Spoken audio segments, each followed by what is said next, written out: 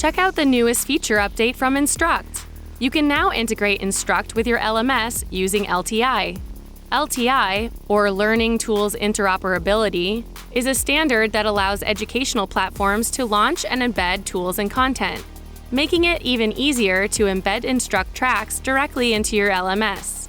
Simply log into your Instruqt account and go to the track you want to embed in your LMS. Copy the LTI configuration details from the track's embed configuration page.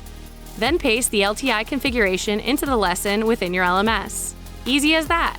Learners can now access the Instruqt track and monitor their progress directly from your LMS.